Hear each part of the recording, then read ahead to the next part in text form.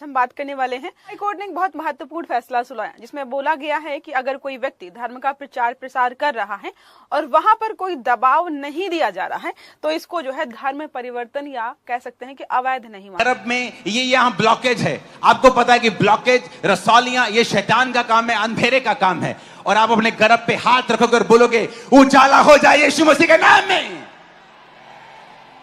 आप वो नहीं करते हो, आप रोते हो परमेश्वर के सामने, प्रभु तू क्यों नहीं कर रहा? फलाने को बेटा मिल गया, फलाने को मिल गई, तुझे पता नहीं मेरी सास क्या कहती है, तुझे पता नहीं मेरा घर वाला क्या कहता है, तुझे पता नहीं मैं किन सिचुएशन से होकर गुजर रही हूं।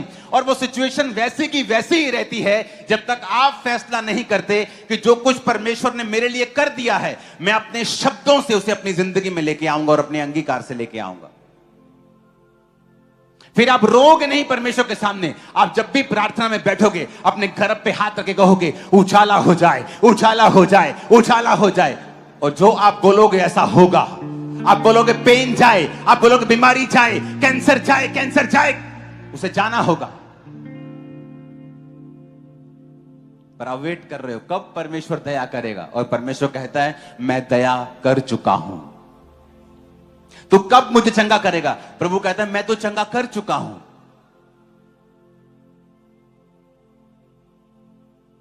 कितने मेरी बात को समझ रहे हैं? कब आप अपने अधिकारों का प्रयोग करेंगे? कहता स्ट्रांग बनना है परमेश्वर के साथ through your union with him. उसके साथ चल के, उसके साथ ऐसा नहीं होता कि शाम को आप शराब पिए और सुबह बोले उजाला हो जाए, क्योंकि आप खुद अंधेरे में हैं। आप शाम को व्यभिचार करें और सुबह बोले उजाला हो जाए, ऐसा पॉसिबल नहीं। कहता पहला अपनी यूनियन उसके साथ रखनी है ताकि तुम इंपावर हो सको, और सेकंड उसके बाद वो बोलना है जो तुम देखना चाहते हो। आपकी लाइफ मजबूत होने जा रही है, आपके बच्चे बीमारियों से रहित होने जा रहे हैं, आपके गर्भ बीमारियों से रहित होने जा रहे हैं, आपकी हड्डियां बीमारियों से रहित होने जा रही हैं, आपके शरीर, आपके लंग्स, आपके फेफड़े, आपके हृदय, आपकी किडनियां, आपका पेट यीशु मसीह के नाम में बीमारियों से रहित होने जा रहा है। वो चंगा हो चुका है।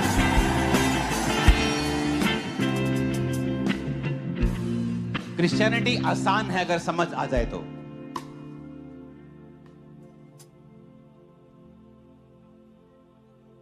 हालेलुया। आपके हाथों में लहू और उसका बदन है, और मैंने जानबूझ के आपके हाथों में रखा है अभी, ताकि जब हम प्रार्थना करें और अंगीकार करें आपको पता हो कि मुझे क्या बोलना है। आपका बच्चा जितना मर्जी शरारतें करे उसको कभी शरारती मत बोलो, उसको कभी श्रापित मत बोलो, क्योंकि आपके मुंह से निकला अनजाने में वचन अनजाने में आपकी लाइफ में रिजल्ट लेके आता है। आपकी दुकान अच्छी चल रही है और आपका पड़ोसी आपसे पैसे उधार मांगने के लिए आया और आपने कहा नहीं यार मेरे पास तो है नहीं, मंदा बहुत चल रहा है, और वो वैसा ही होगा जैसा आपने बोला है, क्योंकि आप नहीं जानते आपके वर्ड्स में पावर है और ताकत है। आपको वो बोलना है जो आप देखना चाहते हो आपकी लाइफ में होता हुआ। पहला काम आपको परमेश्वर के संग चलना है, मुसीबत में, दुख में, परेशानी में, परीक्षा में, सताव में, जब आपको कुछ नहीं दिख रहा तब भी। और दूसरा काम आपको वो बोलना है, और जोर से बोलना है, ताकत से बोलना है जो आप अपनी लाइफ में होता हुआ देखना चाहते हो। अगर आपका हस्बैंड बदल नहीं रहा, रोज बोलना है मेरा हस्बैंड चेंज हो रहा है, मेरा हस्बैंड परमेश्वर में आ रहा है, मेरे हस्बैंड का दिमाग चेंज हो रहा है, मेरे हस्बैंड का दिमाग और उसकी सोचें चेंज हो रही हैं, परमेश्वर का आत्मा उसे रोज छू रहा है और वो जल्दी परमेश्वर में आ रहा है। आमीन। और आप देखेंगे वैसा होता हुआ, क्योंकि वो बीज की तरह है। जब बीज को मिट्टी में डालते हैं तो एकदम से अगले दिन वो फल नहीं लाता, एकदम से मिट्टी के बाहर नहीं आता, लेकिन जब वो बो दिया जाता है और उस पर पानी दिया जाता है, उसकी केयर की जाती है, उसको आना पड़ता है, क्योंकि वो आने के लिए डिजाइन किया गया है। आपके शब्दों को डिजाइन किया गया है, जैसा आप बोलेंगे वो वैसा फल लाएंगे। आप कभी परेशान नहीं होंगे, आप कभी डाउन नहीं जाएंगे। आमीन। ऊंचे वाला चाहिए चर्च।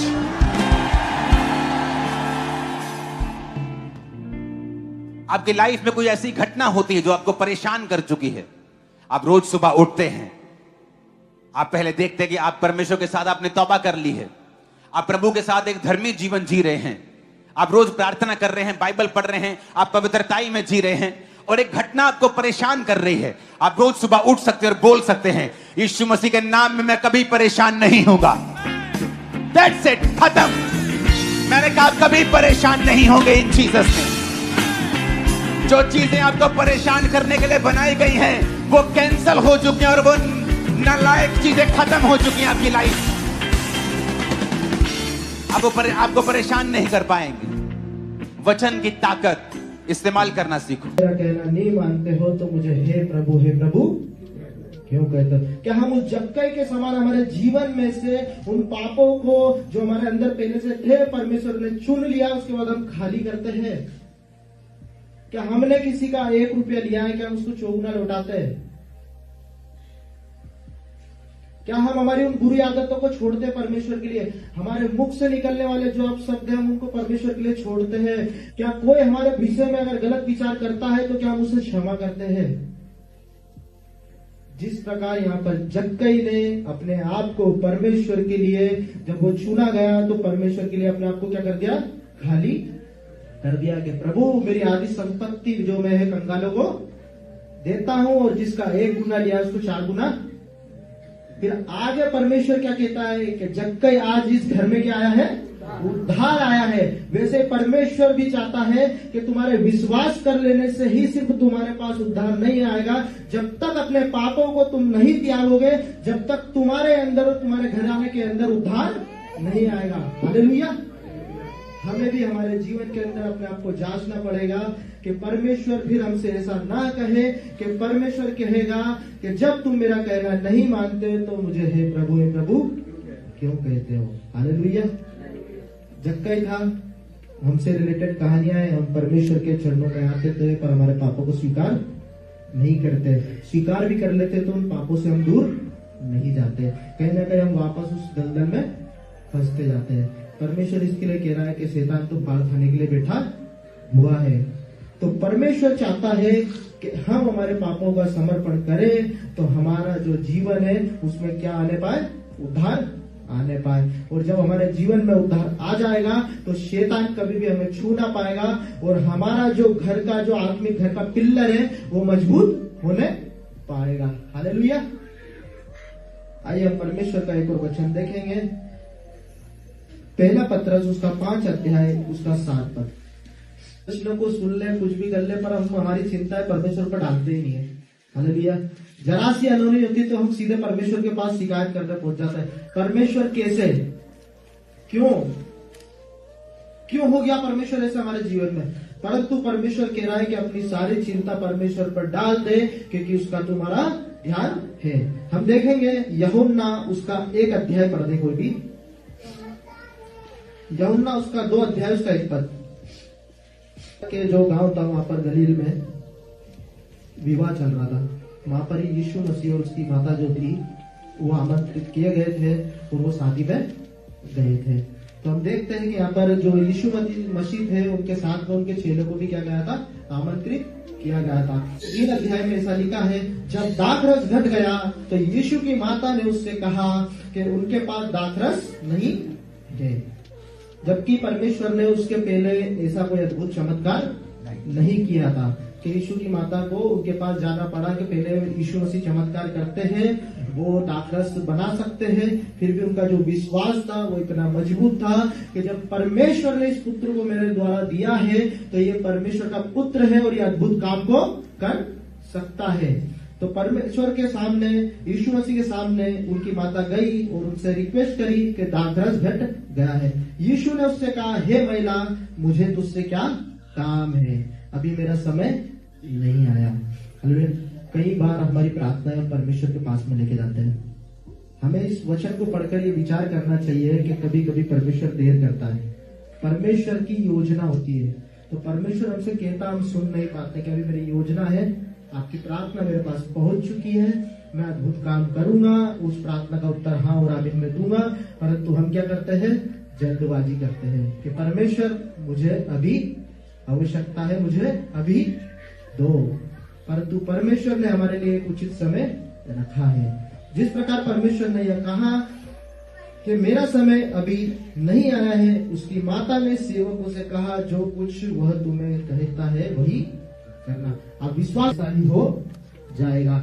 यीशु मसीह ने वहां पर कह दिया है कि मेरा समय अभी नहीं आया है। उसके बाद भी उनकी माता जो उनके चेले से कहती कि जैसा कहे वैसा करना।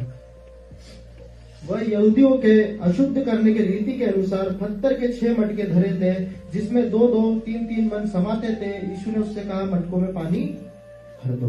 हालेलुया। परमेश्वर ने तो मना कर दिया था कि मेरा तो समय अभी आया नहीं, फिर भी परमेश्वर ने उसके चेलों से कहा कि जाकर पानी भर दो, और उन्होंने भी उस आज्ञा का क्या करा, पालन करा। तो ऐसे ही जब हमारी प्रार्थनाएं परमेश्वर के पास में जाती है तो परमेश्वर उनको पूरी करता है। तब उन्होंने उससे कहा, अब निकालकर भोज के प्रधान के पास ले जाओ, और वो ले गए। जब भोज के प्रधान ने वो पानी चखा तो जो दाखरस बन गया था और नहीं जानता था कि वो कहां से आया, परंतु जिन सेवकों ने पानी निकाला था वे जानते थे।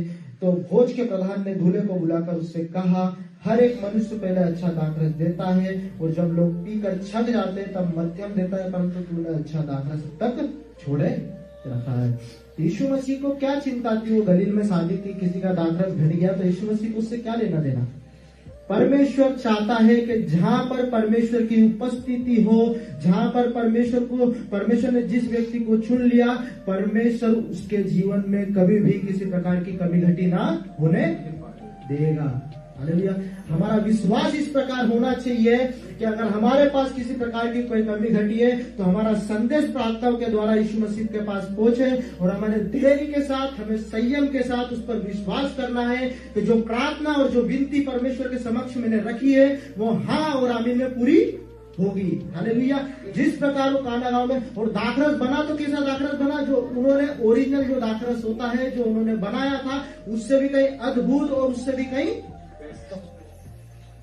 तो परमेश्वर आपके और मेरे जीवन में भी देर इसके लिए करता है कि वो हमारे जीवन में बेस्ट से बेस्ट काम को कर, परंतु हमारा जो जीवन है वो हमें परमेश्वर को भी बेस्ट से बेस्ट देना जरूरी है। हमें संयम के साथ, धीरज के साथ उस परमेश्वर के चरणों में रहना है, और उसके जीवित वचन पर जो 2 धारी तलवार से भी चौका, उस पर विश्वास करना है, जो हमारे गुदे गुदे को तो छेदता है, जो हमारे